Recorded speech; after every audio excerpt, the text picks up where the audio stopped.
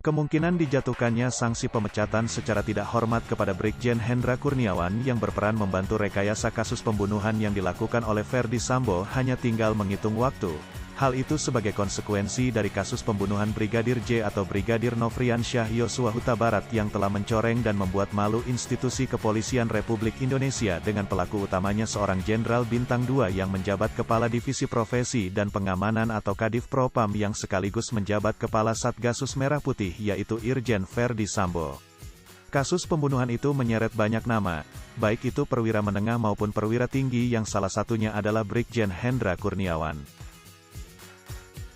Dengan adanya kasus yang sangat mengguncang pemberitaan nasional ini yang secara otomatis menarik perhatian dari semua lapisan masyarakat dan juga dari semua tokoh nasional, maka jajaran pimpinan Polri pun dipastikan akan memberikan sanksi yang sangat tegas yaitu dengan memecat secara tidak hormat siapa saja anggotanya yang terbukti terlibat secara langsung dalam membantu tindakan Ferdy Sambo dalam kasus pembunuhan terhadap Brigadir Nofriansyah Yosua Huta Barat atau yang biasa dikenal dengan sebutan Brigadir J. Adapun mengenai Ferdy Sambo dirinya telah melewati proses sidang kode etik yang pada akhirnya pimpinan Polri memutuskan untuk memecat Ferdy Sambo secara tidak hormat dengan istilah lain pemberhentian tidak dengan hormat atau PTDH. Selanjutnya disusul oleh Kompol Cak Putranto dengan keputusan yang sama dari pimpinan Polri yaitu diberhentikan dari keanggotaan Polri dengan tidak hormat yang dengan kata lain pemberhentian tidak dengan hormat atau PTDH. Keputusan itu dijatuhkan dikarenakan Kompol Cak Putranto sudah terbukti ikut membantu Irjen Ferdy Sambo dalam menghilangkan alat bukti pada kasus pembunuhan Brigadir Nofriansyah Yosua Huta Barat. Pasca kejadian pembunuhan itu Kompol Cak Putranto diperintahkan untuk membongkar sekaligus menyalin rekaman CCTV yang ada di rumah dinas Irjen Ferdy Sambo. Dirinya langsung menjalani sidang kode etik setelah resmi ditetapkan menjadi salah satu tersangka dalam kasus pembunuhan Brigadir Nofriansyah Yosua Huta Barat. Sampai saat ini sudah 6 perwira Polri yang sudah resmi ditetapkan sebagai tersangka, dikarenakan terbukti ikut membantu rekayasa pada kasus kematian Brigadir Nofriansyah Yosua Huta Barat.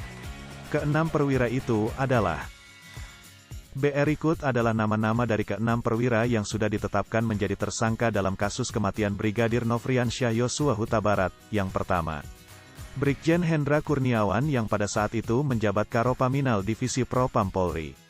Kedua, Kombes Agus Nurpatria dengan posisi Kaden Abiropaminal Divisi Propam Polri. Lalu ketiga, AKBP Arif Rahman Arifin yang waktu kejadian menjabat Wakadaen Biropaminal Divisi Propam Polri. Keempat, Kompol Baikuni Wibowo yang menempati posisi sebagai pejabat sementara Kasubagriksa Baga ketika Rowaprof, Divisi Propam Polri. Selanjutnya yang kelima, Kompol Cuk Putranto dengan kedudukan sebagai pejabat sementara Kasubagaudit Baga ketika Rowaprof, Divisi Propam Polri. Dan yang keenam, AKP Irfan Widianto yang waktu itu menjabat Kasubnit 1 Subdit 3 Dittipidum Bareskrim Polri. Para tersangka yang telah ditetapkan tersebut termasuk ke dalam kategori obstruction of justice, atau menghalangi penyidikan dalam kasus kematian Brigadir Nofriansyah Yosua Huta Barat. Di dalam KUHP yaitu pasal 221, disebutkan tentang pengertian obstruction of justice ialah suatu tindak pidana yang dilakukan oleh pelaku dengan terbukti bermaksud akan menghalang-halangi suatu proses penegakan hukum. Oleh karena itu apa yang dilakukan para tersangka, merupakan suatu tindakan pidana.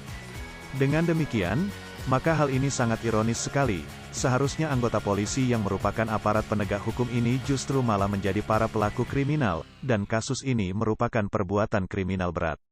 Maka sudah sepantasnya semua pelaku ini mendapat hukuman yang berat pula, mengingat mereka adalah yang sejatinya merupakan para aparat penegak hukum. Kini masyarakat sedang mengikuti terus perkembangan kasus ini.